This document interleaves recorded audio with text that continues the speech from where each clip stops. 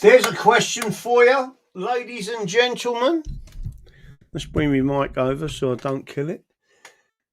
Let's see how many people are watching so far. Don't forget, sharing is caring. Don't forget to hit the subscribe button. Don't forget to share, and don't forget to like. Really important. And don't forget, tomorrow night I'm going to be at, I will bring that up a little bit later. It's just outside. Let's see if I can find my notes again. It's a place called Goffin Land, and it's, I'll bring it up in a minute and show you it all, but most people should understand that is tomorrow night. It is, I'll go through it again, but there's a few people who's going to be there, but Sandy is going to be there. Is it Sandy Adams? I'll bring up the information for you in a minute. Before I do, though, because I haven't got it in front of me, so I want everyone to share as much as possible, get this out. And anyone who's watching on YouTube, if you're not on Rumble, come over to Rumble. It's the only place I haven't been banned. I may be saying a few things tonight that get up people's noses, but so what? Sandy Adams, sorry. Right. How many, serious question, how many hereditary peers that had seats for centuries were black or brown? Right. So if you think about the BBC making all these documentaries showing black people, you know, being the Queen of fucking Sheba or whatever over here, and whatever nonsense they want to throw at you. How many hereditary peers, it's a serious question, were black or brown? Anyone got an answer for me? You can put none in the chat if you want, because that is the answer. If there's no peers of the crown, there's no monarch. It's as simple as that. And what you're getting is literally what the Bolsheviks did in Russia. And when I say Russia, I mean they slaughtered Russia. Russia ended up coming back, obviously, but it was the Union. It created the USSR. The British hate everything English, including the English Bill of Rights and the Protestant settlement. Does anyone disagree with that statement? So the statement that's up on your screen now, does anyone disagree with that? Speak up. Not an issue if you want to jump on there and say you disagree with it. Kappa 69, good evening, Graham of Patriots. Good evening, Patriots. Military 1688, you're out there, ducking and diving, I see. Lionheart 4444. Mud Horse. Keck Ranger, Sir Keck. The best English frog out there. Lionheart 444, I've already done that one. Cherry Tay 66. Mariam Mechanic. Blythins. Spooky Bubba. Hello, Spooky Bubba. With you all the way, DD. Rebecca. Who else is out there? Let's have a look. Mud Horse. Taffy Pat DD. How can we not disagree? It's so blatantly obvious. Well, Taffy Pat, darling.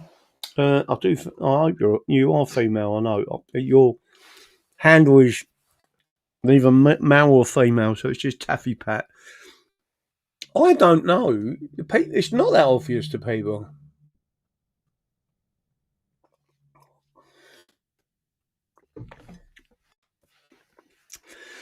People have actually, I mean, they're not actually seeing how England is being destroyed. That's why I say it is a serious question. I'm going to show you something else in them. I'm going to do a little drawing. Now, I need to get back into my books this week, but I'm going to do you a little drawing. I like doing little drawings. But that is the question. How many hereditary peers that had seats for centuries were black or brown? And the answer is none. No peers of the crown, no monarch, right? That's part of the constitution of this country. It's part of the separation of powers, and that's all going seriously pear-shaped. the British hate everything English, right, including the English Bill of Rights and the Protestant settlement, which is exactly what the ACTA settlement was, what the Bill of Rights was, and again, it come from a convention initiated by a convention parliament, the most powerful parliament out there, and it's all being destroyed as we speak, and people are too frightened to stand up. I see some things last night again. It is quite upsetting, and it is frustrating. It does make me. I know I don't have to apologise to this audience. It does make me angry when I see Keir Starmer, particularly, kowtowing to the Scottish National Party. And in effect, we haven't got an English National Party. The nearest we've got to an English National Party that is right wing, not left wing, because the Scottish National Party are about as left as you can get, is the English Constitution Party. The English Democrats, although quite nice people, are more British than they are anything else. They just want to, they just want to get a Westminster and put an English flag on it and carry on doing what they was doing before. That isn't, by the way, what Restore Britain want to do. Instead, they want to tear down the British establishment as it is now, but still keep a British flag on it, and that don't do anyone any favours whatsoever, because England is being slaughtered as we speak. So one of the things that I'm going to show you tonight, I was talking. Sometimes it helps if I can. Are you all aware that the ruling come out on that barrister on jury nullification, and the High Court said that the judge had no jurisdiction in making the decision to want him tried for contempt of court? They basically said that you can't be a judge in your own cause, and you need to send that to the Attorney General for a decision. It's out of your jurisdiction. You can't make that decision, right? Otherwise, we go backwards in so many ways. It's unreal. But I've been sent a really lovely document today. Not a document, but an article, and it was sent to me by a solicitor. And basically, the article states that the law colleges have been corrupted by the left, and people are literally being encouraged, solicitors and barristers, etc., to disregard the Constitution.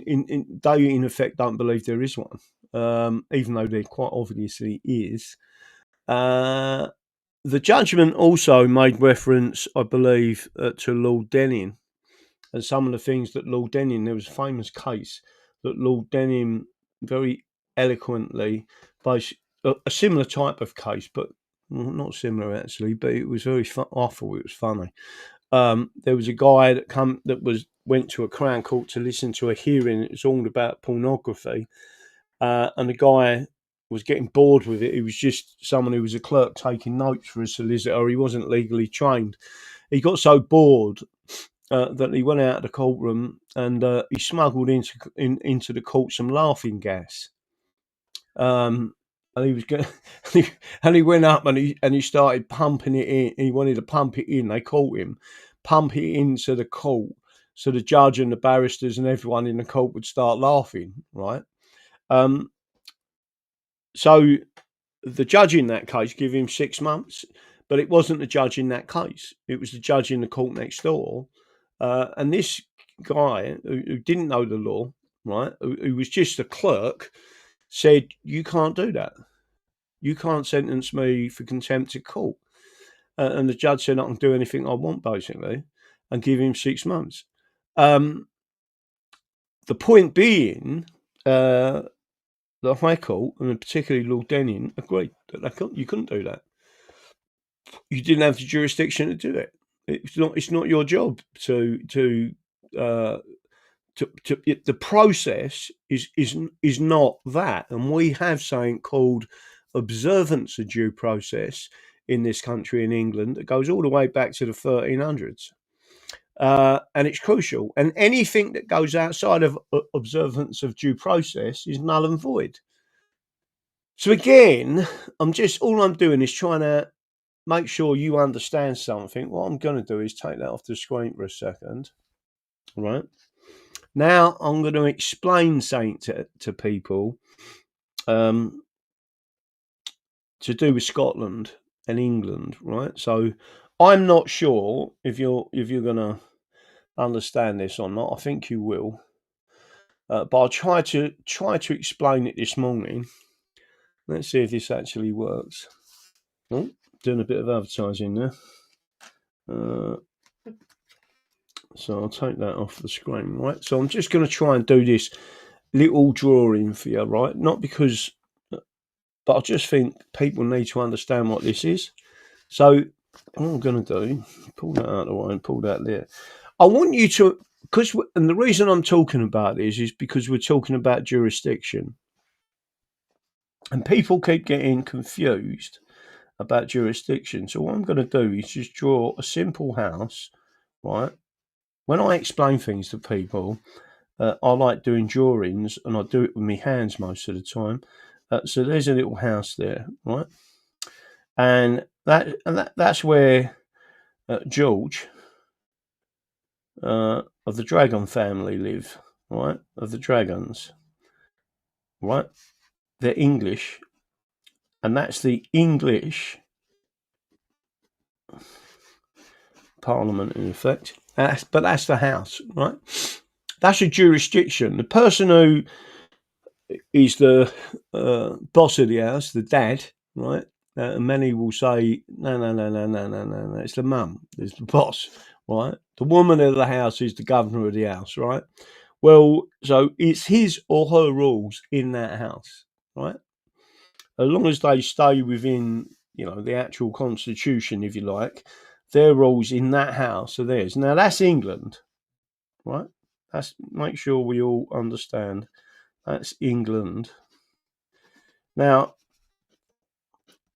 in the late 1600s, right, I'm going to get a different pen because I need it to be a bit thicker, I think.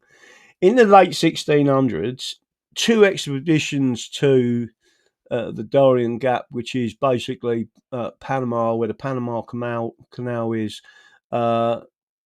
Scotland went out there and tried to disrupt the trade of the English and the Dutch. It was already really a done deal out there. The indigenous people were working with the English and the Dutch, and the Scots decided to go and have a crack at it and take the area. They sent an expedition out there, an expeditionary force, and they lost twice. And it bankrupted Scotland, right? So what happened, and this is the actual facts of what happened, is that and this is documented, by the way, the Selden Society, and there's a couple of books that actually spell it out, and from the official records, the Scots asked the English, and it was the Scottish king that basically pushed forward and said, to solve this bankruptcy issue that we've got in Scotland now, we need to be part of England or come under English, the English Parliament. So what happened is you had a separate house, and here it is, right? And that's Scotland, right? There it is there. So you basically got two houses, and they were detached. So that's Scotland.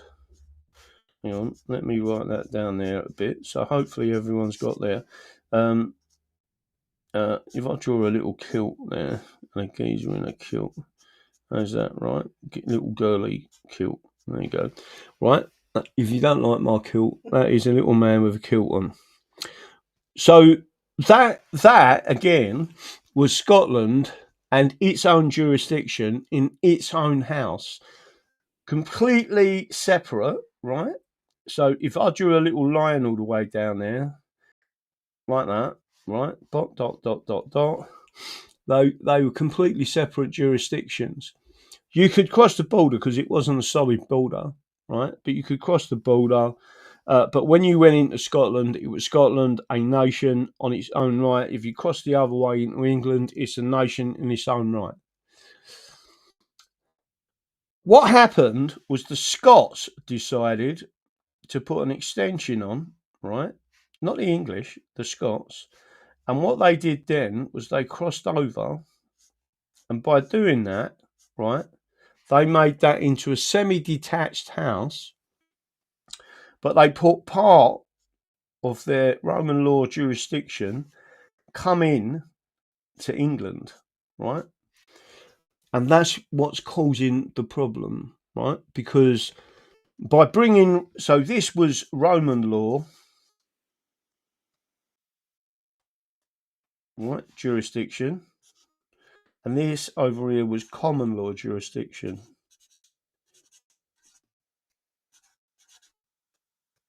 Right, they're two different jurisdictions. But by the Scots requesting via the king to be part of the English Parliament and create a united kingdom, they brought Roman law into the domain of the common law. And these law books that I've got here actually tell you that is a really, really bad idea, because Roman law is like a cancer. All right, Roman law and the Romans were the biggest slavers in the world, bar none. There was no group of people as big as slavers. They, to this day, they were still the biggest slavers, bigger than anyone else on the planet. The Romans were the slavers, and they had a hierarchy system, which was the patriarch at the top, and then they had plebeians, however you spell it, right? They're the two. That was like the hierarchy at the top there.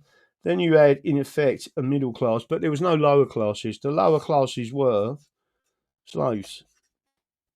Full stop. That's it, right? Whereas when you looked at the common law, we always had, in effect, a three-tier system. Even if some people didn't like that three-tier system, we had peers of the crown. We had in effect a middle class system, and then we had a lower class system, or workers, peasants, or whatever you want to call them.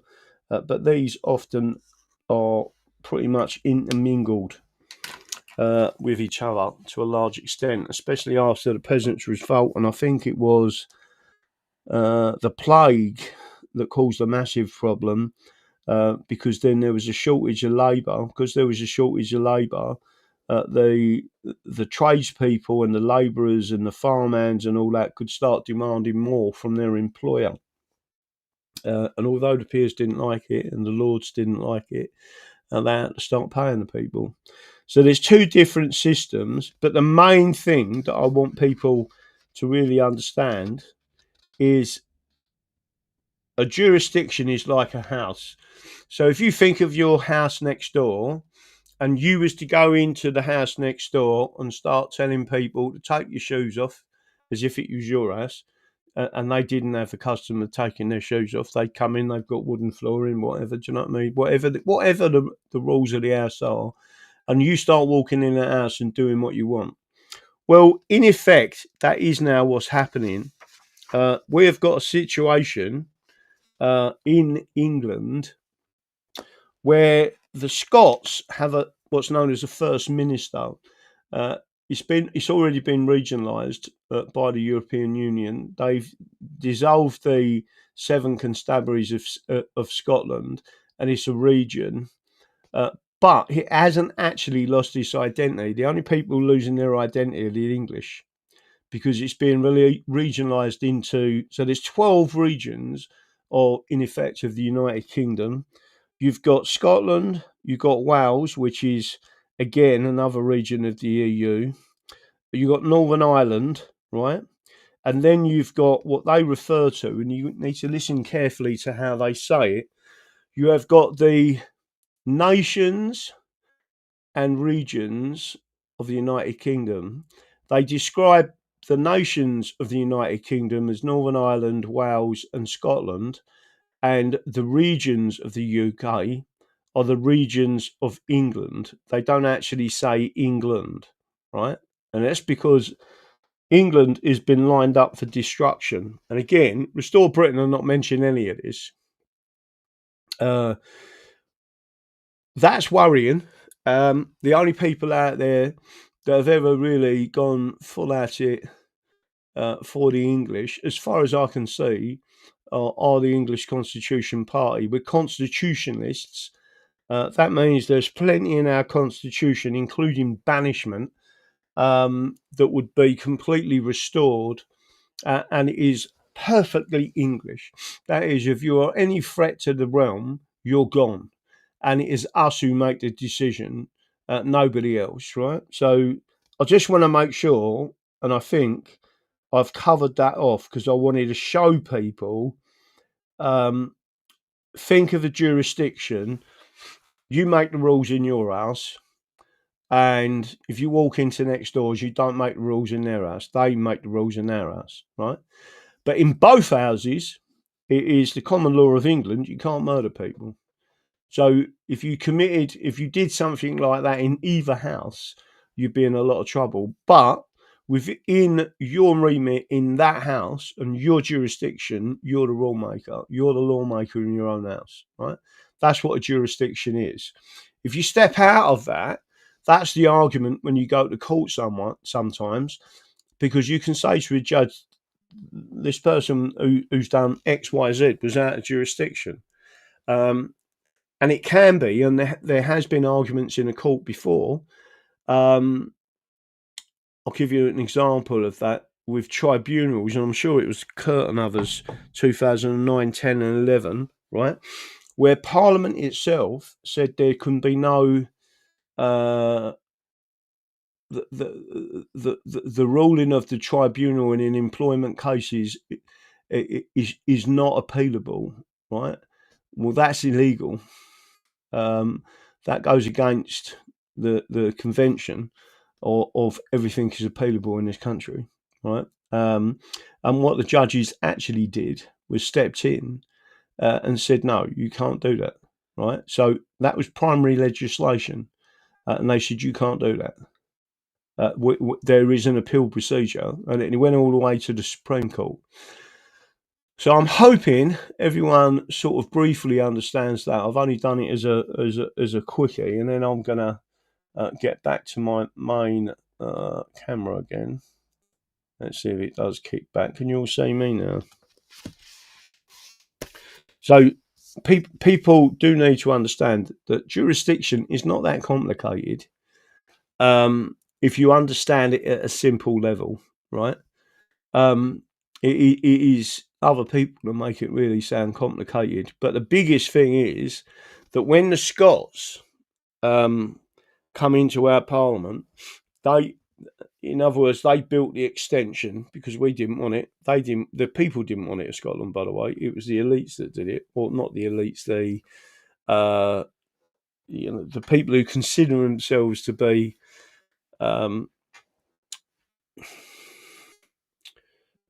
better than us with their knowledge, right? They've obviously made an absolute balls up of what's going on, right? And they have done that. That is literally what's the situation is. So the Scots did this, and the worst possible thing could happen after that is through propaganda, they've blamed the English. So the English get the blame for what the Scots did, right? The Scots are the ones who requested to be part, to save themselves from bankruptcy, to be part of the English Parliament. That situation was created by the Domestic Acts of Union, which can be abolished. It don't cause a major problem, but it must be abolished, made void. Otherwise, you get stuck in the mire in the same way as the European Communities Act of 1972, when they repealed it, what they should have done was made it null and void, and being against the English Bill of Rights and the Constitution, and therefore it was a nullity from the off, right? And therefore anything, including stare decisis, which means judges common law that they made under that authority, all of it is null and void. That's the bit that people are not understanding. It's not difficult. The reason we're basically in the shit that we're in now is because these people have conned everyone into. I mean, if you was to sit there and explain this to someone like Lord Denning, he would completely agree with you, side with the English, and say this has got to stop, right? So all I'm doing is just letting you know. But I am gonna. I mean, getting back to a few things that I've seen. Again, I put it on the screen to start with. I'll put it on the screen again, just so you all understand what I'm talking about. This is going back to the pre-subject. Serious question. How many hereditary peers that had seats for centuries were black or brown? It's a serious question, right? No peers of the crown means no monarch, right? Because if you've got no peers, you've got no monarch, right? And that's exactly the peers of the crown were hereditary in the same way as the crown, right? The British hate everything English, including the English Bill of Rights and the Protestant settlement, right? We've already been through this before on a number of occasions. Let me see if I can bring this other bit of paperwork up. There was a document that was sent to me, like I say, by a solicitor. Not a document as such, but it was an article that explains that the law colleges of today are actually disregarding and misinstructing solicitors and barristers. And it started, and what he says is it started in the 1960s. And as they've started to misinstruct you, you've now got these judges and barristers coming through the ranks that are completely and utterly, they're not even interpreting the Constitution.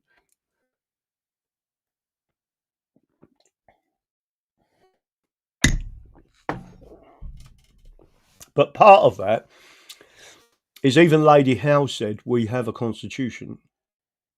In the case of pre-roguing Parliament.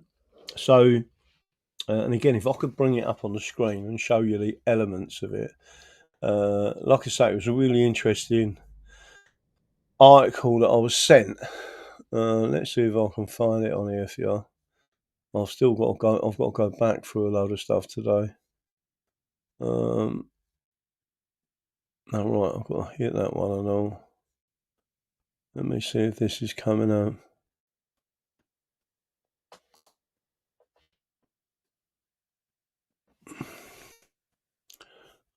Yeah. Let me have a look. Let me have a look.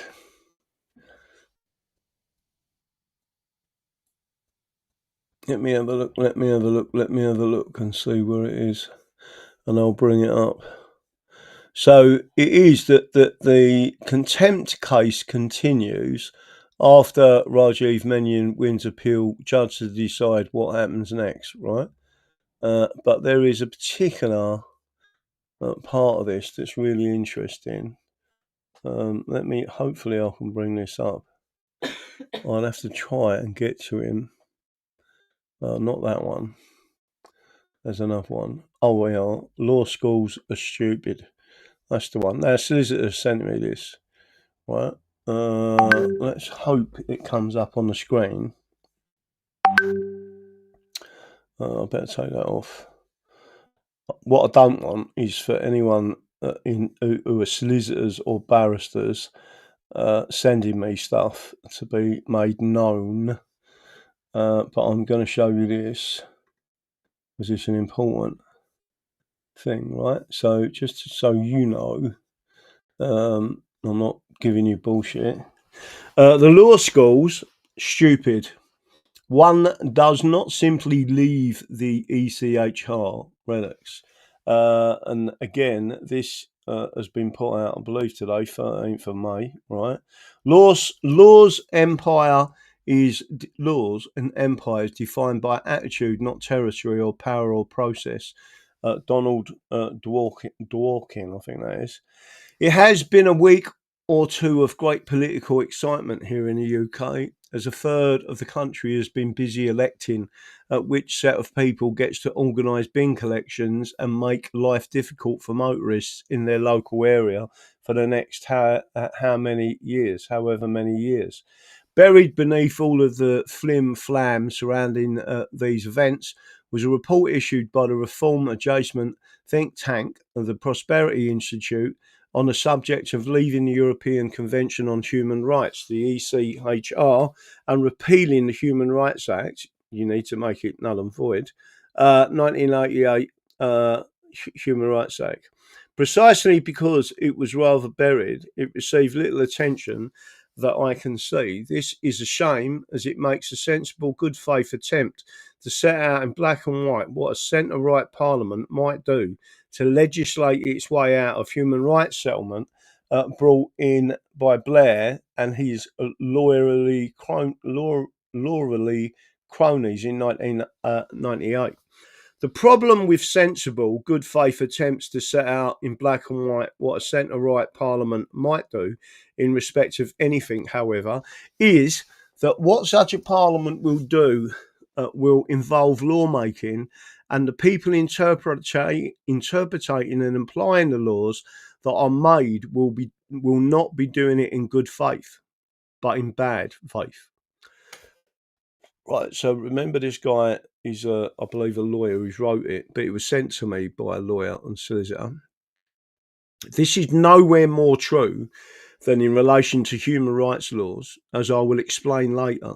And this brings us to one of the biggest problems in British public life, one almost entirely ignored in mainstream political discussions, which is the radicalisation of law schools. This is a process which really began in earnest in the 1960s, but came to full fruition in recent decades, and it is set to bedevil any future government which seeks to unwind its effects. Right, now I'm going to stop there and ad-lib for a couple of seconds. I am not saying that I am some fucking genius, right? But I am saying I know the English Constitution. I know what these people are going to do and how they're going to do it. Restore Britain and their young people that are involved with what they're setting out, etc. I don't mean to be rude to them. I get angry. I get frustrated, right? But I can tell you they are extremely naive, including Rupert Lowe. Extremely naive. If they believe that they can go into any parliament and start chopping and changing the stuff the left has put in place, the only way you're really going to tackle this, and I'm being straight with you, and I've said this for years, is if you completely and utterly remove, null and void, the Acts of Union, because it means everything that they've done up until that point and beyond is null and void with it. But most importantly, the only real way you're going to be able to do that is if you hold a referendum for English only, the first ever national referendum for the English, right? And that's the only way you're going to do it. Now, what these people are doing, which is restore Britain, they believe naively, right?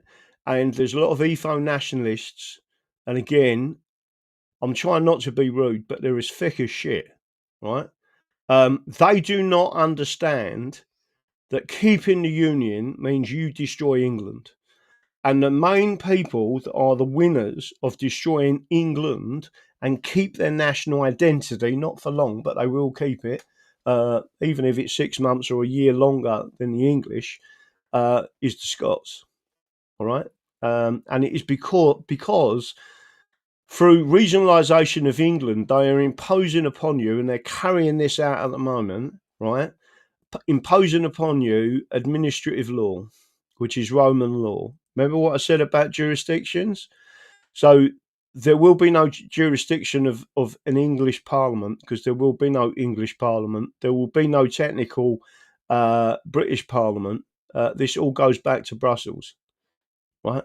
And that's what I keep warning people. This ain't a game. I'm really shocked at Rupert Lowe, because someone who would have understood this with extremely high IQ was Jimmy Goldsmith, right? He absolutely understood this. So that's me ad lib. The full story behind these developments is waiting to be told. And indeed, if there are any publishers reading this and willing to pay me a handsome fee, I will settle for an unlimited tab at the Springbank Distillery shop. I am happy to tell it. But in any essence, the problem is that generations of law students have been educated in a system which has been defined by its adherence to the daft notion that there is a connection between law and what the American legal scholar Ronald Dworkin called principles. Dworkin, by some distance, the most influential legal philosopher of the second half of the 20th century, fixated, like most jurisprudents, on his era, on the question of law's authority. Why do people obey the law? Well, it must be because they consider it to be legitimate. But where does legitimacy come from? Remember, to the 20th century liberal mind, it cannot be because law derives from natural right, much less from underlying custom or tradition, underlined, right, or nomos. It has to be for some other reason. For Dworkin, the answer came in the form of what he called integrity, which roughly translated means everybody thinking like a New York Times reading East Coast liberal, right? So basically, you get the idea of what he's saying, right? The idea, you see, is that law's legitimacy derives from its accordance with certain fundamental reasoned out of values, the aforementioned principles, which are, and we in English law have something called legal maxims. What these people are saying is we're getting rid of them, right? That is exactly what administrative law does, by the way. Which are those which underpin and inform the society in question. Law is not mere rules, and actually rules could and should be departed from where necessary to find accordance with the deeper principles on which society was founded, right? Now, this particular lawyer, I'm going to mark it again there, an ab lib.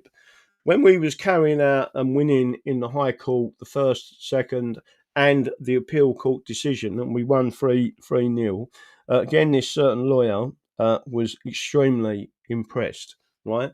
And he said, you are classically challenging barristers who have been taught law a different way to you. You are challenging these barristers on the principle of our law, on the literally the preamble of the law. Why is this law in place, and why was it brought into existence?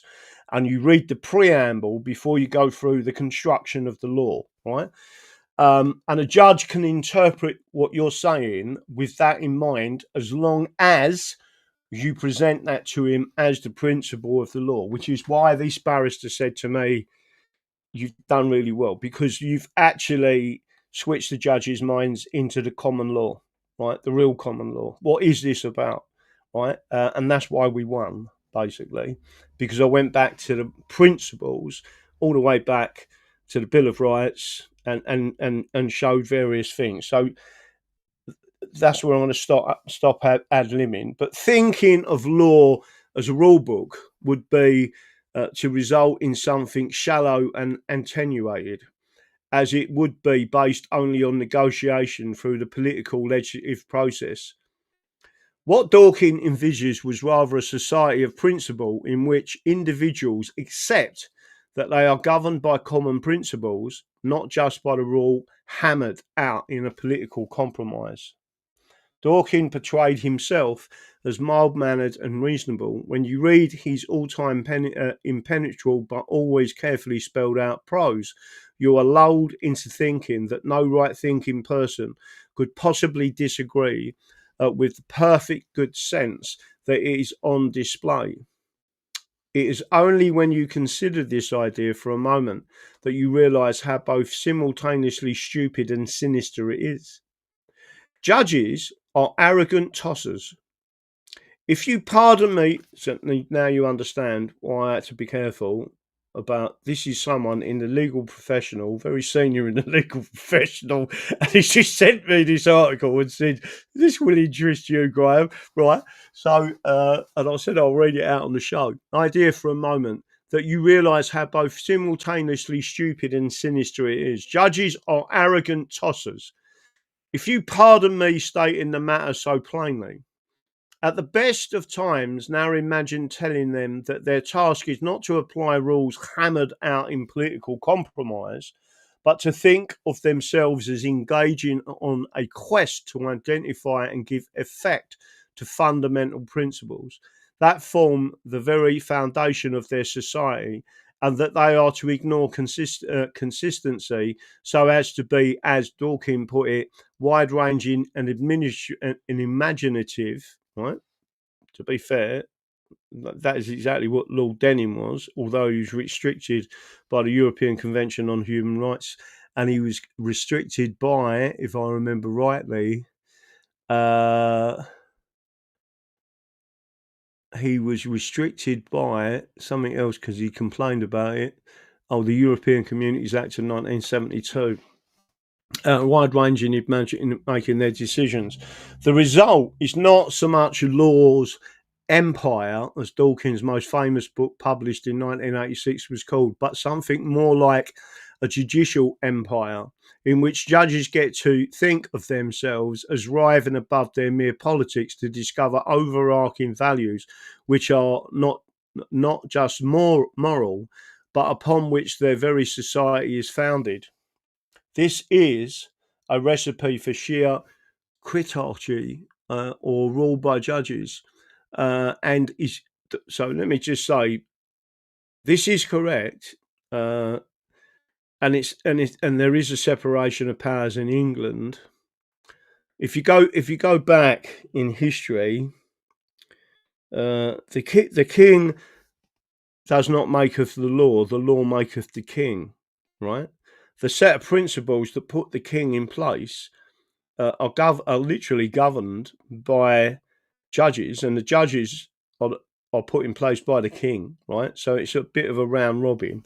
But the point of this is, if these judges have no integrity, realise their power, and seek to abuse it, they can cause a lot of problems, and that's exactly what's been going on, right?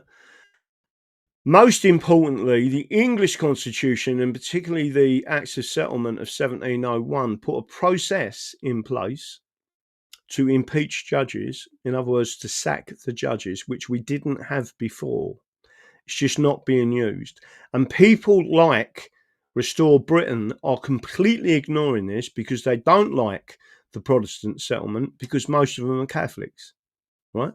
That's the only reason I can see why they want to continue with this union. And my opinion is the union was put in place by the Jesuit and what I describe as bad Jews. Not all Jews are bad, by the way. So certainly Jimmy Goldsmith wasn't bad, and he was Jewish.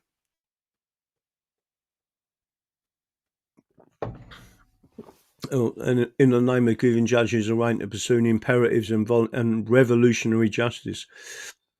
The main difference being that, thankfully, Dawkins' disciples were a bit more polite and a bit more comfortable in their book-lined offices on university campuses. So again, they've got no real experience of life, unlike me, right? So, and again, people need to understand there is a difference with someone like me that understands the law and presents the law and the Constitution as someone who is a normal everyday working man. I have a different view on it to what some prick in university who's been taught in university by a load of geezers that had just been sucking on their mother's tits up until they was fucking 18, right? That ain't normal working people, right? We're out there grafting well before they even, well, I won't say it, right? So judges, I mean, these people get to 30 and they still cry when they come, right? Judges then are supposed not to get themselves too caught up in abiding by silly, piffling rules dreamed up by legislators carrying out political horse trading. That risible shallowness is just a sideshow. What judges are supposed to do is give wide-ranging and imaginative judgments founded on their enlightened understanding of fundamental principles, and Dworkin ultimately seemed to be of the view that if only everybody was sensible and reasonable, they would agree not only on what those fundamental principles were, these would, he thought, inevitably be what he called equal concern and respect, but also what they meant. And as of course it turned out, this agreement would align very closely, in fact identically, with his own view of the world. The picture that emerges from Dworkin's work is a society whose founding value is equal concern and respect, but which cannot leave the realization of this value to politicians, and definitely not to legislators or rules, and definitely not to the Crown, I may add, right? That's why there's a separation of powers in England, right? It is rather expert judges incalculated with a profound understanding of what equal concern and respect means, and blessed with insights into how to achieve it in any given case, who are to take the lead. It is grudgingly conceded that it is helpful to have written rules for people to follow in their daily lives, but ultimately it is judges who are in charge. If I can put it this way, of actualizing what is potential in a society founded on equal concern and respect, and bringing about complete concordance between or integration of law and principle. Dworkin was immensely influential on both sides of the Atlantic. His work is perhaps slightly less widely read than it would have been, say, 20 or 30 years ago, having been transcended by more radical movements making the same case in a more extreme way. And he spawned surprisingly few successors. But this hardly matters. Legal scholars, and more importantly, the students they taught, and who have now gone on to become lawyers and judges themselves, lapped up his doctrine. And it is not hard to see why. Lawyers, and especially judges, are terribly fond of imagining themselves to be wise and important.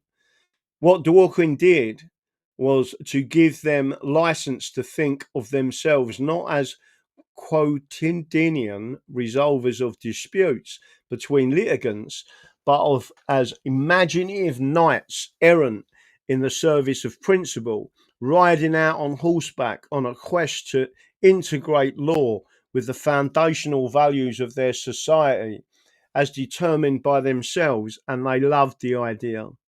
Human rights law in general and the Human Rights Act 1998 are, of course, imbued with the Dworkian understanding of the role of the judge.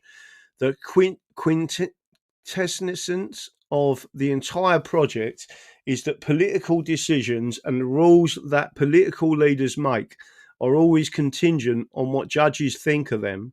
Rules are made and then judges implement them in wide-ranging and imaginative ways, or don't really implement them at all. They interpret them as they see fit, sometime by flying in the face of what the text actually says, and when even the most strained interpretation cannot achieve the desired result, they either strike the rules down as unlawful in the case of delegated legislation, or declare them incompatible with human rights. The judiciary gets to decide what the law should be, and in doing so, they assume the mantle of shaping society. It is they not politicians who guide us towards unity around the values which we purportedly share. The idea that repealing the Human Rights Act would solve this problem is sadly implausible, for the simple reason that judges do not see it as a problem at all. And we know this because of what they are doing before the Human Rights Act was enacted, and what they have been doing throughout the course of its existence, which is given effect to so-called common law constitutionalism. The idea behind this is that the common law contains, and has contained since time immemorial, completely important word, really important word, a list of fundamental rights that are akin to those found in the HRA anyway. And that since this is the case, even if the HRA had never been enacted or were to be repealed, the common law would do the same job in the end.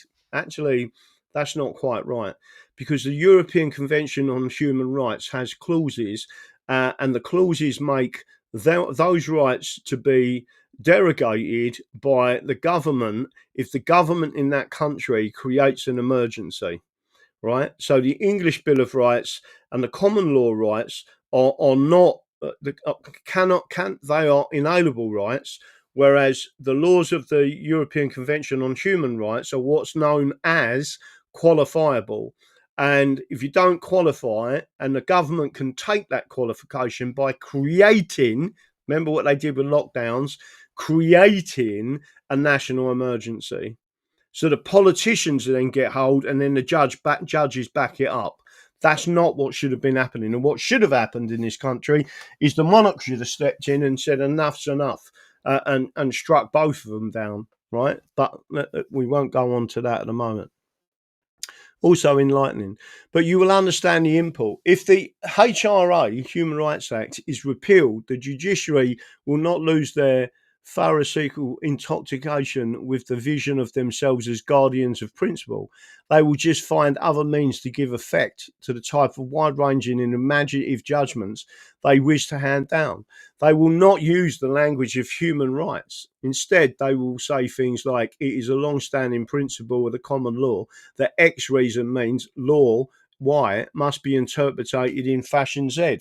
And, well, that's called continuity of the law, but they can only really do it if there has been stare decisis decisions in a similar position. That's what barristers are supposed to be put in, so you get continuity of law. It is only if a case falls outside of that, they can then make the law, right? And that's in quite rare occasions now, because we've got pages and pages of history which is being ignored, legal history is being ignored. But let me just make sure I'm clear on this as well. To say that interpret it in fashion Z, if the only way they could reverse, and they can reverse a common law decision, they have to say, and it's explicit and very rare that it happens, they would have to say it was wrongly decided. They would explain that from that decision there are unintended consequences. In other words, that decision has caused this or causing this problem, so we have to reverse that decision, do something slightly different. All of that is within their power. But always remember, the judges must stay within the framework of the English Constitution and the common law rights. But I would much rather they're operating under that than anything else. And banishment has always been something of the English law, right? So, in other words, mass deportations is perfectly lawful in England. And I keep saying this about Restore Britain. They need to tell, if you are really anti-establishment, you must use the Acts of Settlement. You must remove all of the unlawful repeals that started to cut it into pieces, and you need to impeach the judges, prosecute the judges, take all of their properties, their money, their pensions, and then you need to banish them from England. That is the only way you're going to deal with it. Other than that, hang them. Right. I'm telling you, there's a nice way of doing it. One of the reasons why they banish people is because an outlaw, someone who had committed an offence hundreds of years ago, could have gone into a church, and it was a place of sanctuary, right? They're not allowed to come and get you out of a church, but they only had 4 weeks, I think it was, or it might have been 6 weeks in the church. But in that time period, they had to swear an oath to the coroner's court that they would leave England forever, right? And it was only on that condition that they left, and they wouldn't be harmed once they took that oath and they left that church. They had to make their way to the port or whatever, leave England. There weren't no passports and immigration controls when you got to France or wherever you was going. They had to leave voluntarily and never come back. And if they come back, they will be hanged, right? They would be executed. So in effect, the English had a much fairer way of dealing with things. We don't want you here, right? And again, I did mention this on the show the other night. That's where America gets bounty hunters from, right? Because so if some of them people, and this is me completely ad-libbing, if some of them people that are taking that oath, blah, blah, blah, blah, blah, right, decide they're not going to leave and they go and live in the woods, like Nottingham Forest, they become outlaws because they're not part of the community anymore. They've created their own community. They have to protect themselves. The king's men will come and try and get them. But most importantly, if they've committed what is seen to be a heinous offence by the community can put up, I don't know, 5 guineas, dead or alive. So someone will go out hunting that person, right, find him and take him back either alive or dead and pick up their 5 guineas. That's where bounty hunters come from, right? And it was a perfectly lawful job to be a bounty hunter, right? There was nothing unlawful about it. There's nothing inhumane about it. That's what their job was. They went out. They was like private investigators. But at the end of it, if they see you standing up there, a bit like Jesse James, they walk in and shoot you in the head, right? Take your body back and say, there you go, there's Jesse James, or whatever, right? The problem you had with the Outlaws of Nottingham Forest and with Robin Hood is the sheriff himself was making the law up as he was going along. The king was going along with it as well. And it took another king to come in, take out the bad king, get rid of the sheriff, and then he pardoned the outlaws, right? And everyone lived happily ever after. But they had to survive as outlaws for that period, for that new king to come in. In my opinion, we've got a similar situation now, right? To that episode where we've got a bunch of crooks running the country. We're all trying to survive it, and literally waiting for someone to come in and say, right, that's the end of it, right? We're going to take it all back. So again, I'm going to carry on read. Is everyone happy with me doing this readout, by the way? Because I just found it interesting. Don't forget, sharing is caring. The more you share, the more you care. Put it out there. Hit the like button. If you're on YouTube watching, don't forget to come over and have a look. Let me have a look at this, and then I will say a bit more about Restore as well. I mean, it does, again, I'll leave it probably to the end, but I will speak a bit more about Restore. And don't forget, any of our members that have joined, I'm a member of Restore. But what I don't want to do now is actively assist them because I don't trust them. They're not doing anything, in my opinion, to assist England whatsoever. They're putting in fact, they would put ethno-nationalist extremities in front of England. They would do everything. They're basically saying, we would bring in ethno-nationalists into a unionist party and it'd be the most extreme we possibly can. And we would do that rather than talk about England or have an English referendum. Anything that would put so in other words, if you was the most extreme ethno-nationalist out there, right? And let me just say this to you: I'm as safe as houses with ESO nationalists. My ancestry goes back hundreds and hundreds and hundreds and hundreds of years, right? With a trade that was recognised in England. In fact, my trade goes back over 2,000 years, right? So I just want everyone to understand that. Don't that side of it don't bother me. I'll just stand back and say, listen, none of you took any load. If that's the way they're going to do it, they're going to do it. But the way they're doing it is the wrong way, and what they're actually considering is putting the union before the safety of the realm of England. That's my opinion, and that's dangerous, very dangerous, because you could end up losing everything. So again, they will convince themselves that, I'm going back to the article, they will convince themselves that in doing so, they are speaking truth to power. And they will do this on the implicit Dworkinian assumption that they are ultimately applying not rules, but principle, right? Anybody doubting this simply needs to cast their minds back to the heady days of September 2019, when the Brexit fever was at its height and it felt like political war had broke out over the fate of the country. Boris Johnson, recently chosen as Tory leader and therefore Prime Minister, who was allowed to take control of the country by Nigel Farage.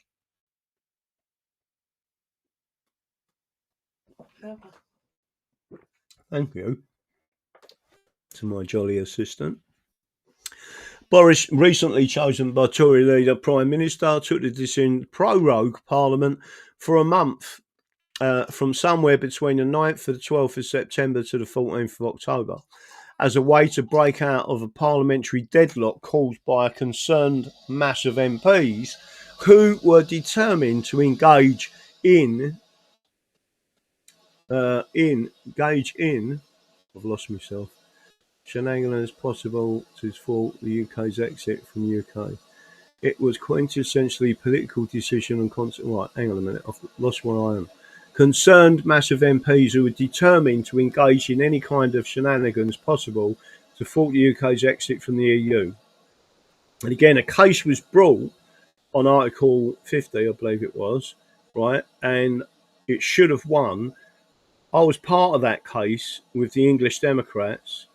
It turned out that the judge who knocked us back, he actually retired, because it turned out that the judge was a fellow of the European Union law scholarship group, right? In other words, he was massively biased, and he ended up resigning after he made the decision, right? Exit from the EU. It was quintessentially political decision, and constitutionally, decisions about prorogation of Parliament are always political in that they are taken by the Crown, which in our country really means the government. Well, actually, it shouldn't mean that, but it does, and I'm going to get back to the Crown is meaningless now, completely meaningless.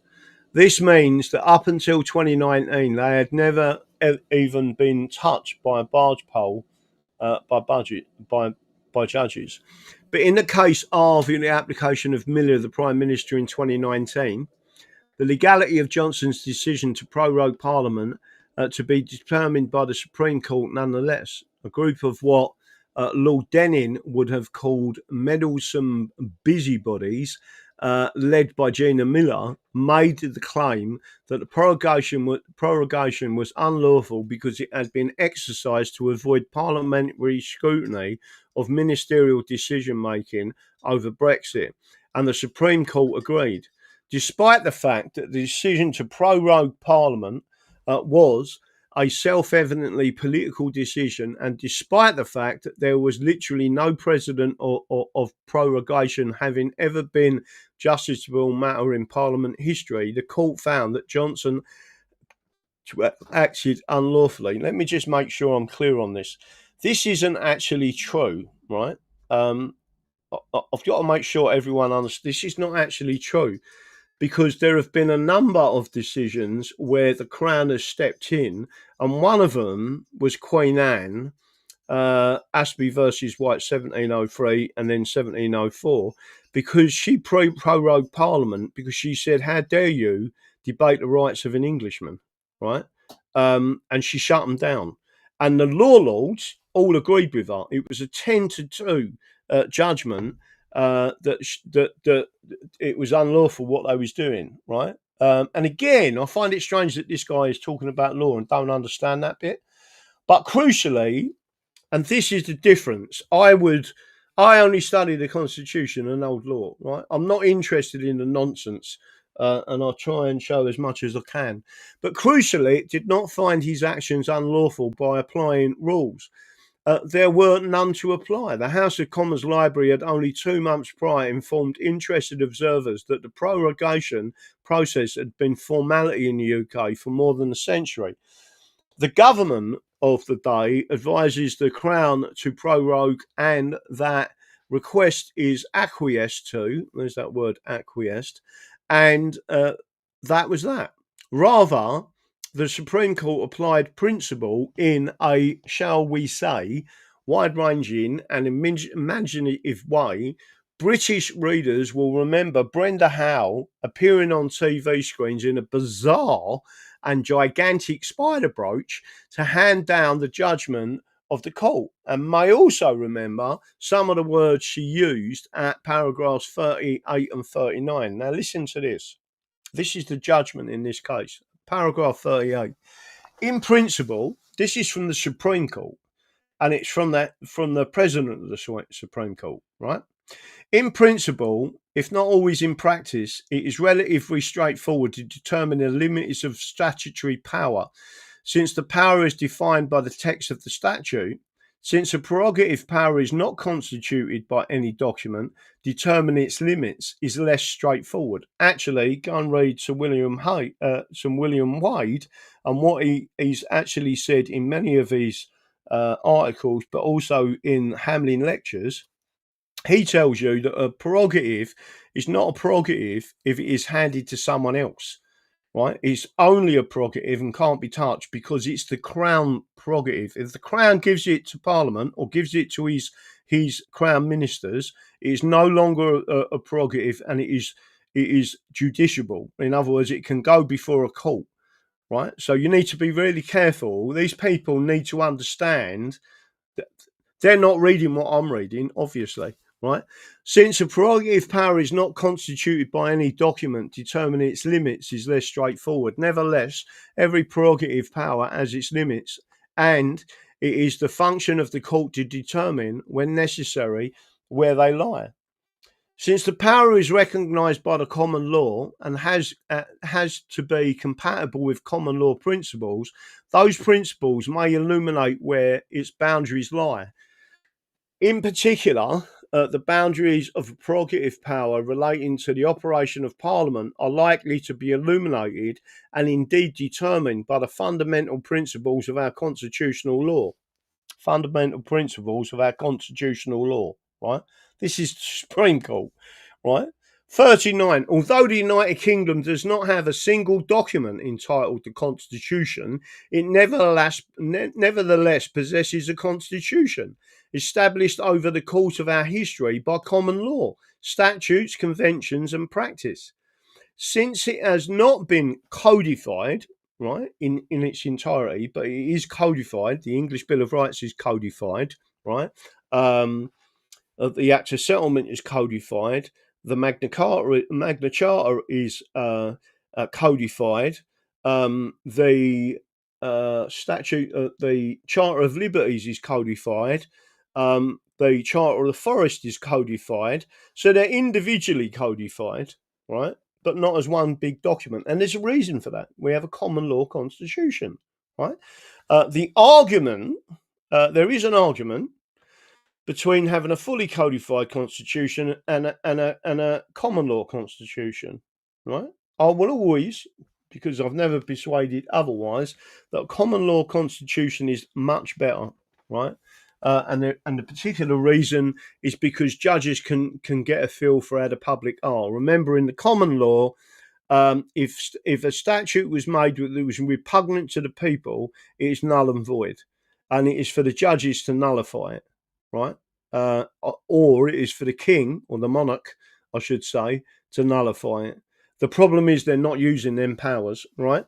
But again, judges have to be trained differently. They can't be Marxists, which we're probably going to get to in a couple of minutes here, and you'll see the danger when ideology takes control of the judiciary, right?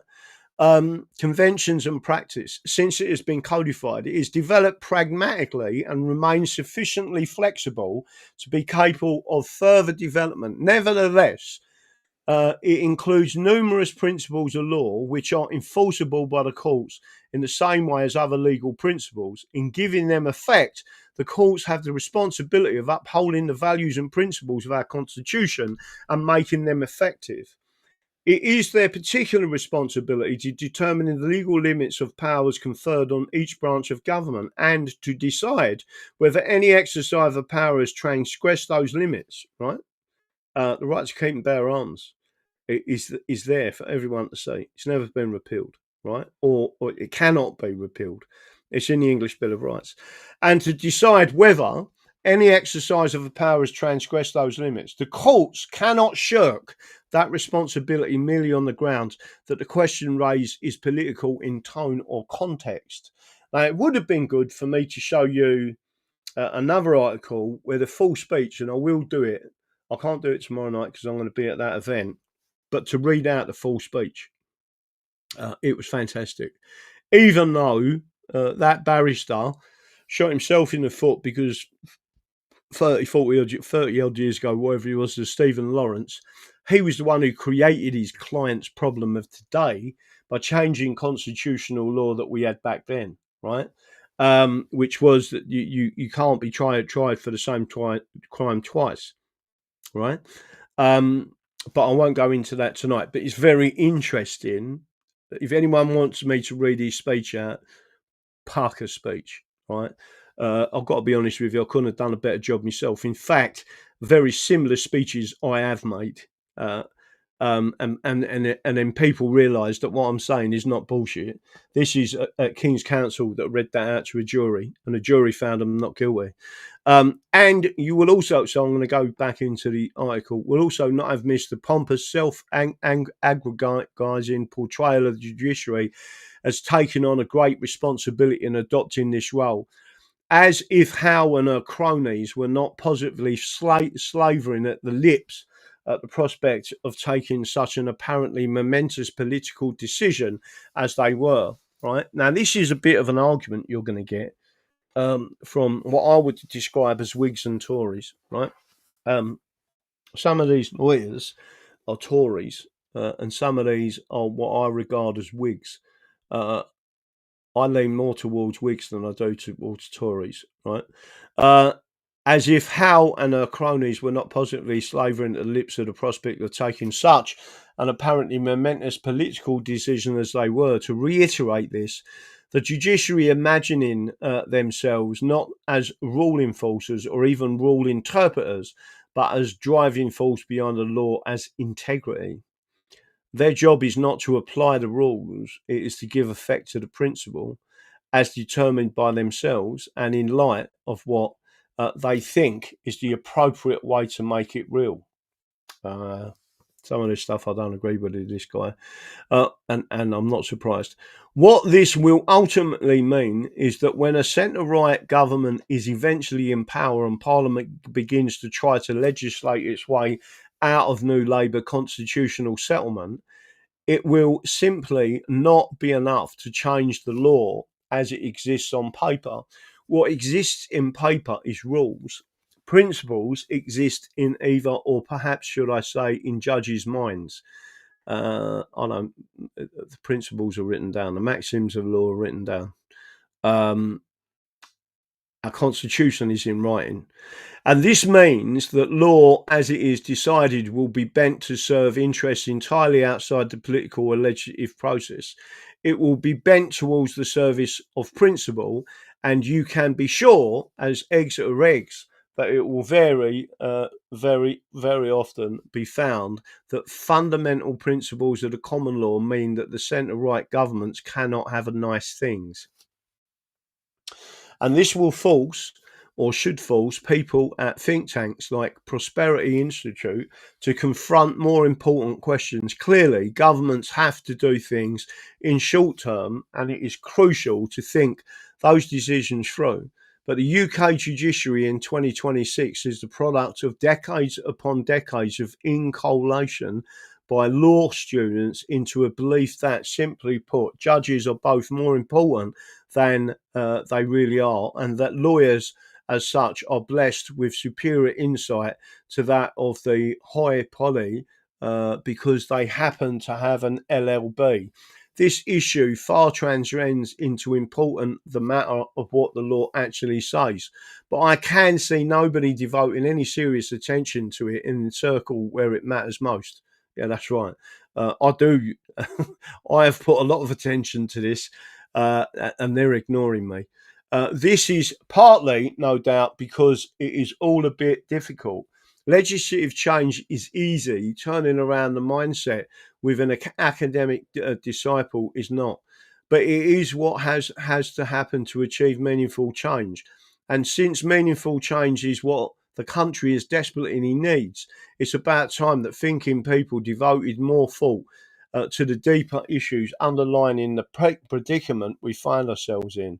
Right now, in this, there is, I think it was that article, but maybe it's not that article, where they said, if you want to look at what happens when the judiciary goes pear shaped, look at the killing fields of Cambodia. All right, they killed millions of babies, kids, women, children.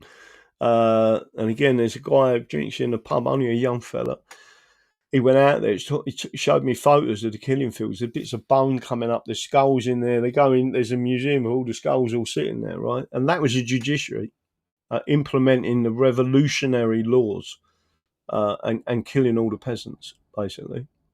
But we do have a constitution. We do have a separation of powers. Do I believe it's all been abused? Yeah, 100%.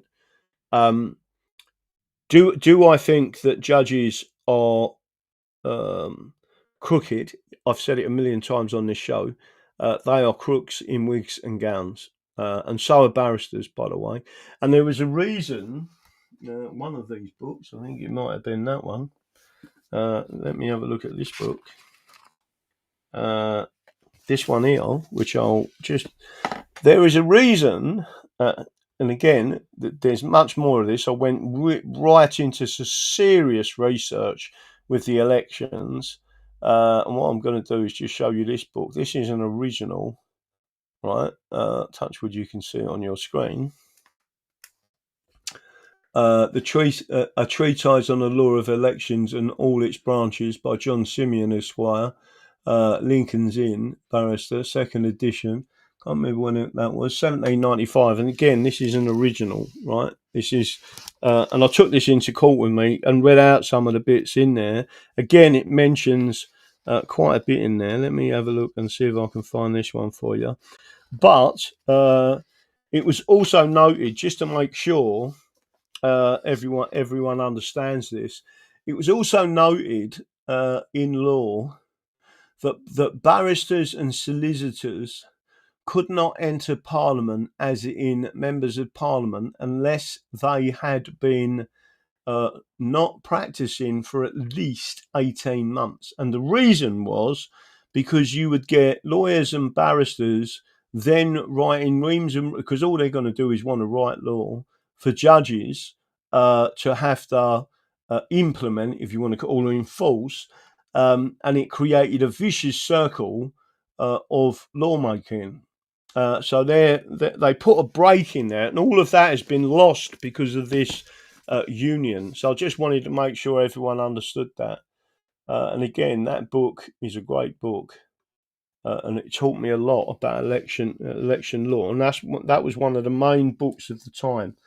I've got to be careful as I open and shut that, because it looks like the cover's coming off. So getting back to all of this, and again, I'm gonna let me see if I can. I think I've got 4 messages coming up. I don't know what they are. Let me go back and have a look at this before I do anything else. Who's asking me some questions? Let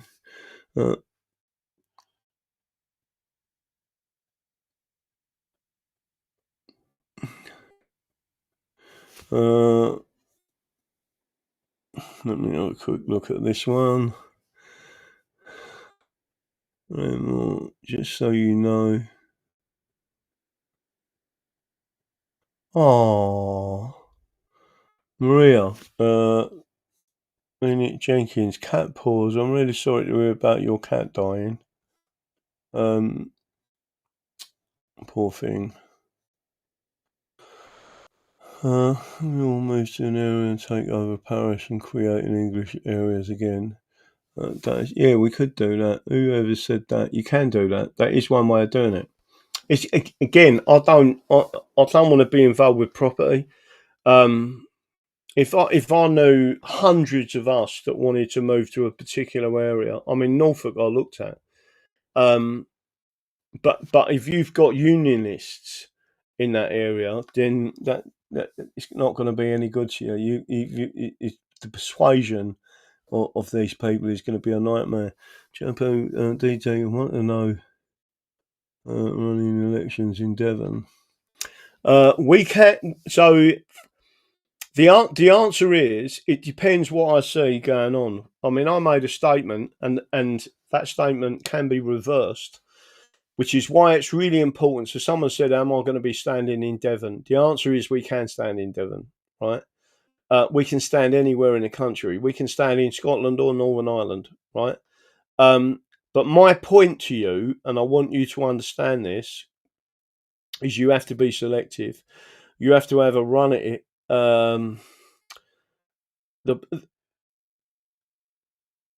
We will be voting on some issues on the 6th and 7th of June at Mablethorpe, because it's not for me or for if you want to call it the inner circle, right? To make them decisions. It's for the membership, right? To make them decisions. So whilst I agree with 70%, right, of what Restore Britain are pushing forward, I believe they are extremely naive of what's going to happen. I think people are going to be highly disappointed. At a general election, they may get a few more people out, but there's only one thing that will get people off their asses and vote, and that is a referendum. They are known to be in the high 90s. Referendums go to the high 90s. So once you say to people, and again, Restore Britain wouldn't be doing any damage to themselves, because they could simply say, and I'm going to show this in a couple of minutes. Let me show it to you now. I'm going to come back to your point, right? Because I think it's an important point, but we will be covering it. We will be covering it at Mablethorpe, right? Because we need decisions made. And whilst I am the leader, I can make temporary decisions on things, but I really think people need to tell me what they want. You're the members, right? This is about you. This is about England. It ain't about me, right? I'm just a mouthpiece. I'm passionate about England. I absolutely, firmly, 100% believe that the union has got us into this mess. It's not going to get us out of it, right? It's not going to get us out of it. And I think that people should be aware that there is another option. And the other option is to offer the English for the first time ever. Let's see if I can bring that one up there. I'm not sure how many times that's been sent out. Right, I'm going to bring it up on your screen now as we speak, right? The meme is, I hope, self-explanatory, right? It's on your screen now. Let me cut that one out. Let's see if I can take myself off the screen so you can see. Hopefully you can see the whole screen. National referendums, Scotland versus England, right? So you've got the Unicorn Free, and England 0. And it's soon to be 4. So it's 3-0 so far, and it's soon to be 4-0. This is against natural justice, right? So if anyone out there doesn't know what natural justice is, if I went and if I had 4 kids in front of me, little ones, 5-year-olds, and kept taking stuff off them and giving them to one kid, the kids would turn around and say that's not fair, right? Natural justice, and what we're seeing is the union is bending over backwards, throwing. So in Scotland, you've got free university education, which is just a ruse, right? It's to take people off the unemployment register. You've got free university education. You've got free parking in hospitals. You've got in Scotland, no one has to pay prescription charges. Who pays for that? Well, the answer is the English and the English taxpayer, right? And what Scotland and especially the SNP are doing, who are extreme leftists, it is a socialist. Scotland is a socialist Roman law nation, right? They are using us as the slaves to supply them with money for their lifestyles, right? And we are the people paying for that, without any doubts whatsoever. So people need to look at this, national referendums. Now, bearing in mind that when you have a referendum, especially if it's associated with a general election, right? And it's an English only, right? This is really crucially important. England has never had its own national referendum. Scotland's had 3, soon to be 4, right? And national referendum doesn't mean it. So Wales has had two, I think. I think Northern Ireland's had 2 as well. I can't remember. I've got the figure somewhere that tells you exactly what it is. If I can bring it up, I will and explain it to you. But particularly on independence, the Acts of Union, 1706, 1707, was only between Scotland and England. Prior to the Acts of Union, we had a Union of the Crown in 1603. So there was no, and again, even Davy Dicey said there was no reason to do this, right? Even Sir Edward Coke, or Coke as some called him, basically declared in the case that because of the Union of the Crown, the English and the Scots had shared the same rights. So you couldn't disapply the rights just because someone was Scottish or English. It was the same crown and therefore the same rights. So the union was still there. The only reason they brought in the political union was because Scotland had bankrupted itself trying to attack England at the Darien Gap and the Panama Canal. That is the history of it. And again, it was the Scots that asked to come into the union, not the English. And neither. This is crucially important that everyone understands this. They don't need a referendum. The Scots or the English don't need a referendum. All you need to do, right, is hold a committee, have the discussion about voiding, right, not repealing, voiding the Acts of Union. So Scotland would simply recall its MPs from Westminster, open Holyrood as a sovereign parliament again. If the king won't have nothing to do with it, they can tell the king to fuck off, right? Literally, they can tell the king to fuck off, go back to England, we're not interested in you, right? And it would be then described as a convention parliament.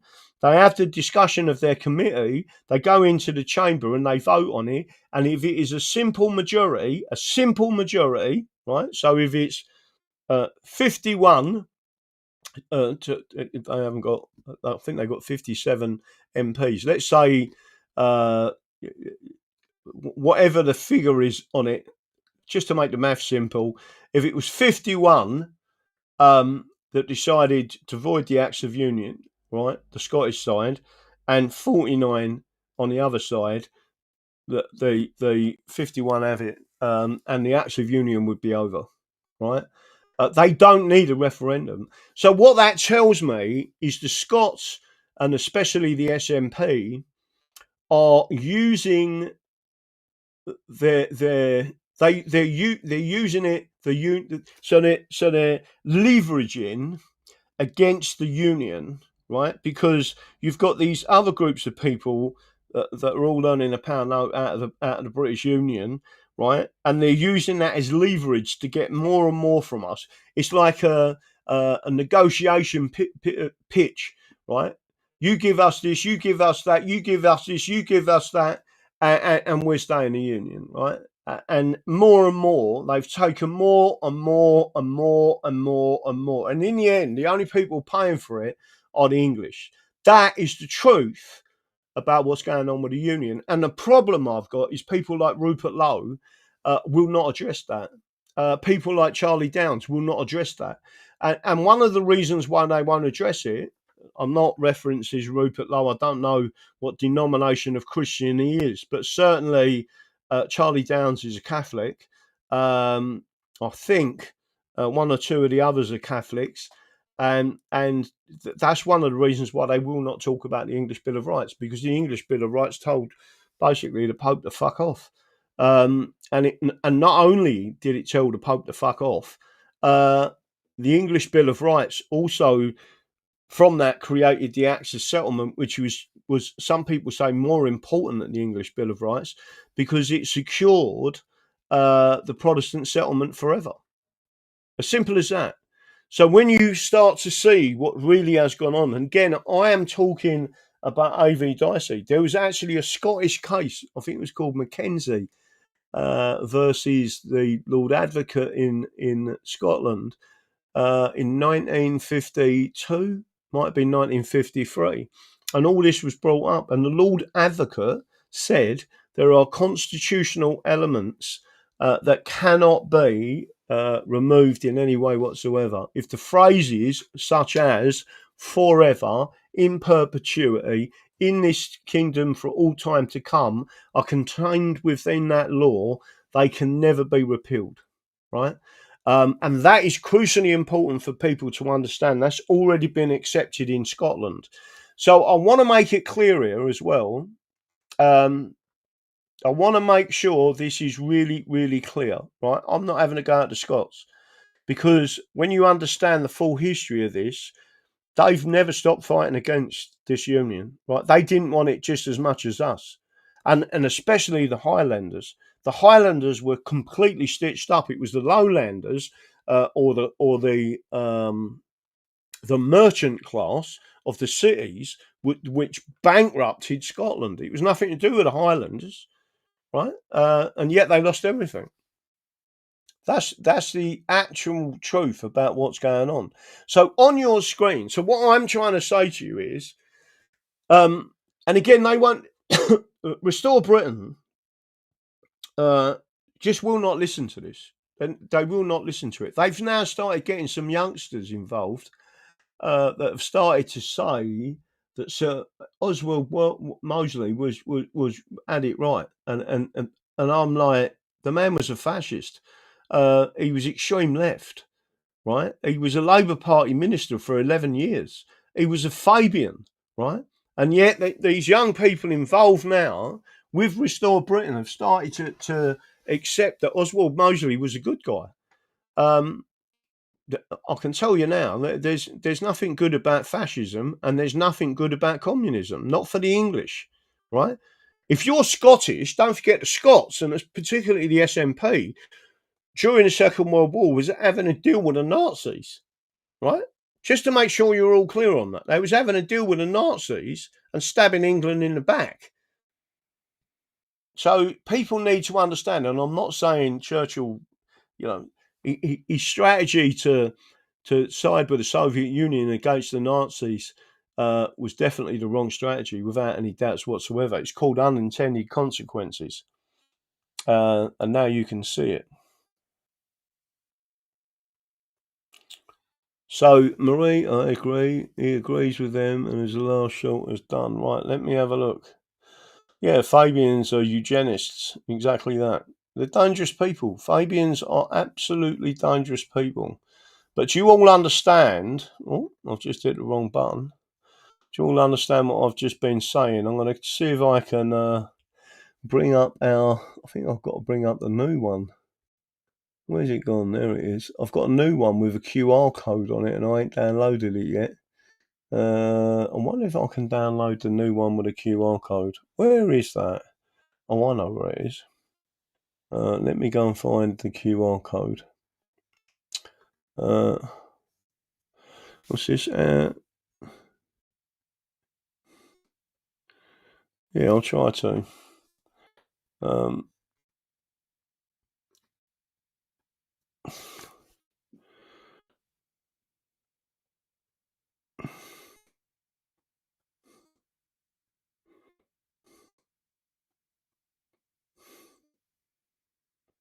Let's have a look. Oh, that poor little cat. Milking It Jenkins. A little cat rock paws. I love cats. I'm allergic to cats, but I love cats. I think they've got fantastic characters, right? But he was 18 and he died. And Milking It Jenkins had him from when he was 6 months old. It's a long time to have a cat. Funny enough, I was talking to a farmer the other day about horses, and I said I had a friend who had an horse for 36 years. Just think about that. Right, let me have a quick look at all this stuff that's coming in. If people are saying that York should be the English Parliament, I 100% agree that an English Parliament, we need to shut down Westminster, move, and I would shut down Oxford University, Eton, and Cambridge University, and some other universities because they're communist, right? And I would shut them down. I would put the hereditary peers back where they belong, right? With a full education. You either stamp for this realm or you don't. But if you ever allow this country to move towards communism again, the whole fucking lot of you are gone, right? All of your protections are gone. All of your land's gone, right? And the people will take it back. Just to make sure, and then they can open up their land for people like me to pitch a tent. I'm sure they're going to love me. Right, anyway, there's a few ladies out there. Lady, what was her name? I can't remember her name there, but I did have a proper lady, right? Her husband was her hereditary peer. And she quite liked me. I ain't saying nothing, right? But there you go. I can't say it. She just likes a bit of rough, that's all. Right. What are we getting to? I was getting to a point and I've forgotten what it was again now. QR code. Oh, yeah. Well done. Janet's good. She sits here giggling with some of the stories I tell her. Right. Let me have a look at this. Let me have a look. By the way, I think her husband was gay. Let me have a look. David, no, that's not it. I've got to try and find this. Let me have a quick look. Never mess with a terrier, man. Tracy, no, that's not it. I'm looking for it and I can't find it anywhere. Where is it gone? Oh, there he is. I found it. Right, what I've got to try and do is bring that up on the screen, right? I don't know what's going on there. Return to the English Parliament, English future, it was our past. So I've said to people before, Hull, because it's a really beautiful city, and I believe them people have been absolutely shit on. I definitely believe the English Parliament needs to be in the north, without any doubts whatsoever. I'm not just saying it needs to be in the north. The straight talking, there won't be a lot of nonsense from them people, and if they ever try to do anything like what's happening now again, they'd be banging trouble. So I believe we need a parliament in the north, and bearing in mind, most of the people I know in the north, and especially we've got a massive English contingent in the north, right? So the English Constitution Society, the Dunes Complex, English Constitutional 2-day and a bit convention, spend 2 days at the seaside with the English, exploring your inalienable and constitutional rights, what they are, why they matter, and how the state is working to take them away. Everyone welcome, right? And what I'm going to do is bring that up. Friday evening, June the 5th. And again, what we got to do is there's a whole, this guy who's speaking on a Friday night isn't just a DJ. He is an expert on the music industry, and he tells the story of how they, including MK Ultra type things, how they use rap, how they use all this stuff, and they use music to sucker young minds into a mindset, right? And then he starts naming names on it as well. Some people that you would not expect. Friday evening is that guy, and again, I've got to go and look for his name, and I'll bring it up in a minute to tell you. 5th to Sunday, the June the 7th, 2026. Dunes Complex, Central Promenade, Mablethorpe, LN12, 1RG. And again, there's the QR code. So if anyone's watching this and can see this QR code, can I ask them to click on it? Let me bring it over if I can. Let's see if I can bring that over.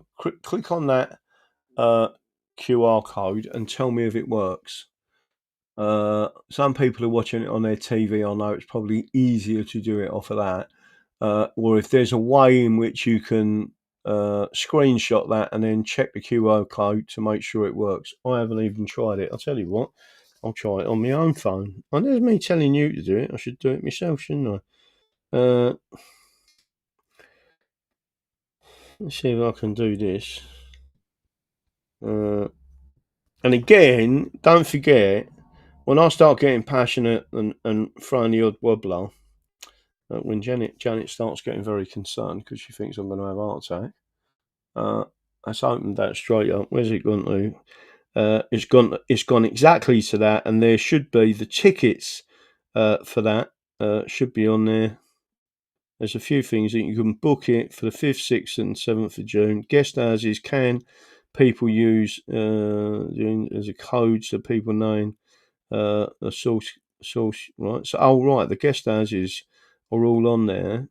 Everything's on there where you can stay in cottages, etc.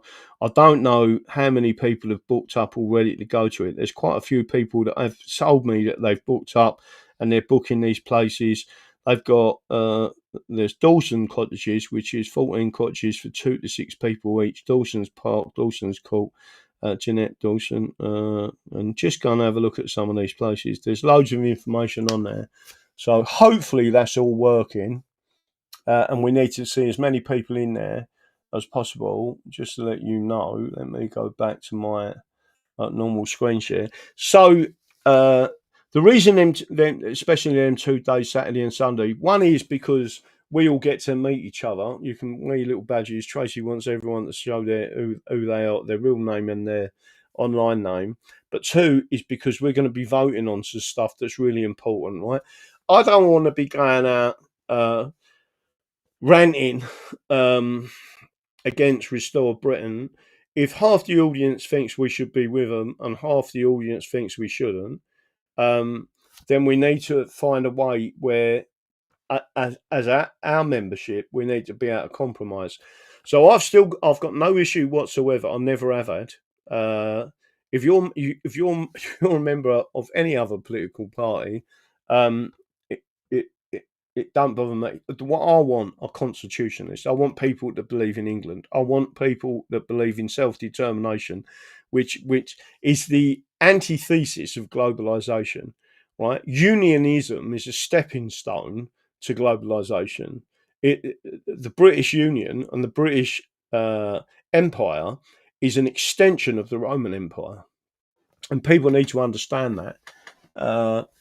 And again, there's people in our history that you really do not want involved with this country, and Jesuits are part of it.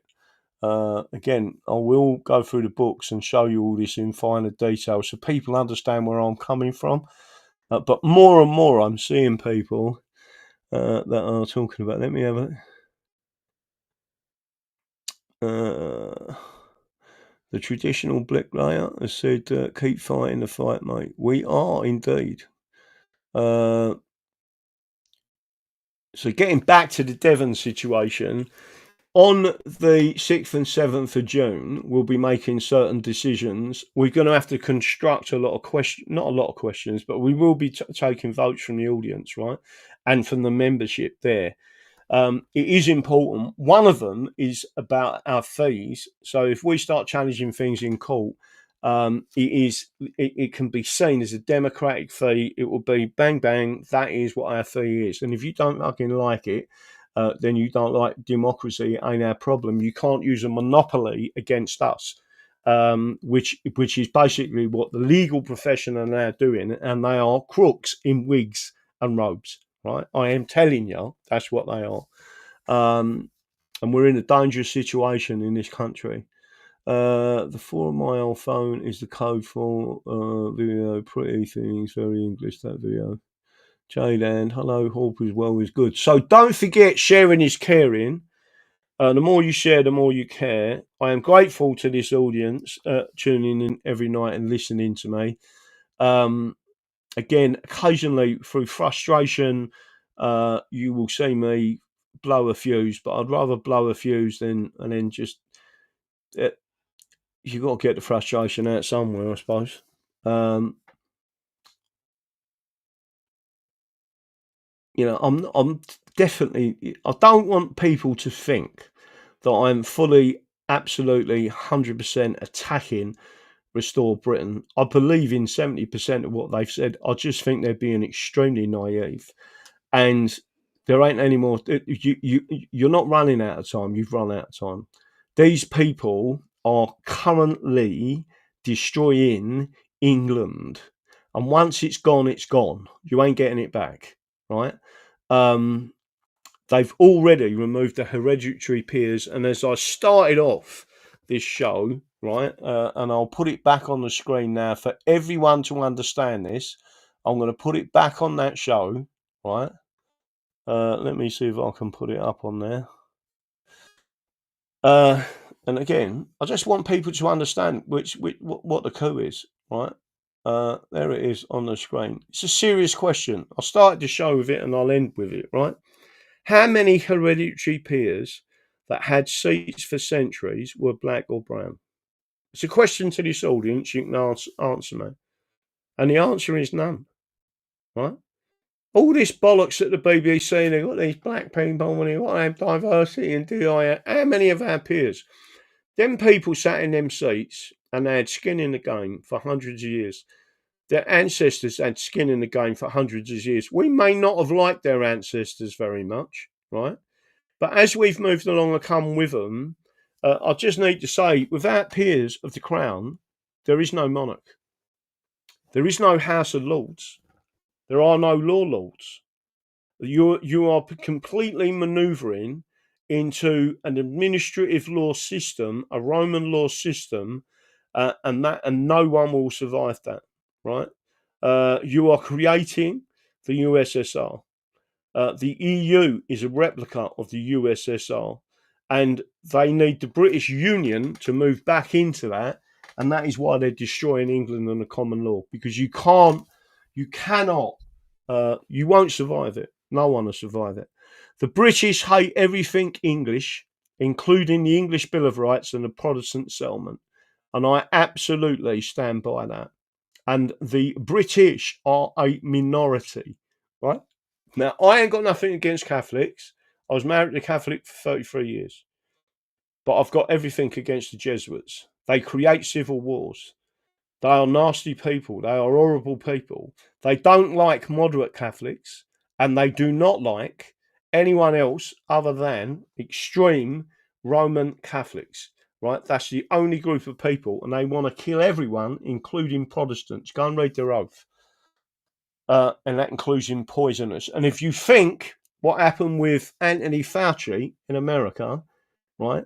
he was given an award by the Jesuit Society or the Society of Jesus for his work during COVID.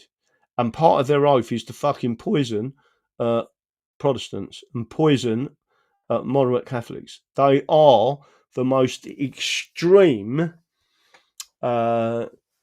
Christian group out there, right? And I'm just making sure everyone understands this, right? The English Bill of Rights forbids religious fanaticism. It's in the English Bill of Rights. That's why Sharia cannot exist in England. And by the way, Lady Howe said that. So that's it. Neil Russell, I was free in 1976. Was it? Oh, young then. Laugh out loud. Taffy Bat. I couldn't resist. Everyone had been so nice tonight. Who was that? Ultra and CIA, West breeding, US for that, upbringing. Holy England, WASP. Yeah, white Anglo-Saxon Protestant. That's exactly. When I went out to America, there was a big conference, right? It was the Texit conference, and they wanted to hear me again and again, and I had to keep going to different rooms. Didn't have to. They asked me to go to different rooms where people kept coming in to listen to me. Americans, they was taking all our leaflets. They loved it. They said they are the closest. Texans are the closest to English you'll ever get, right? In character and in how they believe and think about the law, right? And it's common law that they have in their court system out there as well. But make sure everyone understands this, right? I actually stood up there and said, I am a white Anglo-Saxon Protestant. And they was clapping and cheering, right? They was like, and there was Orthodox Christians there was Catholics there, they was all applauding it. They just want us to stand up and take back control of our nations. That's it, right? And the Texans know more than anyone that they are being abused out there. That's it. Spooky Bubba, I'm off. I'm going to speak to everyone a little bit later. Any messages, I'll try and get back to people. I love the Americans. America is a fantastic place, but the federalization of America was wrong. They should have stuck with the original English Constitution.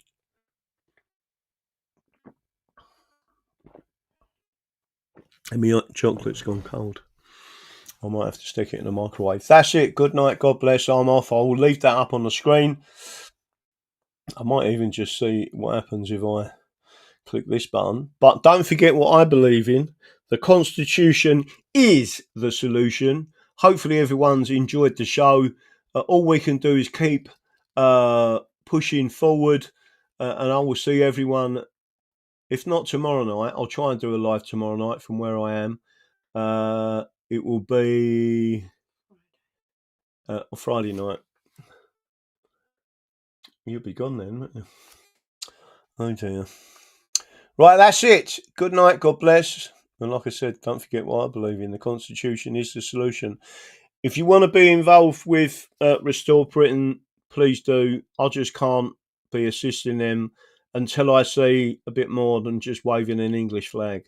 But if you want to get involved with them and start saying, listen, you need to be talking about England and I really want a referendum and this is the reason why, and we can change their mind about that, then I'm fine. What have they got to lose? That's it. I'm off. Chili poo. I'm bound to have forgotten something.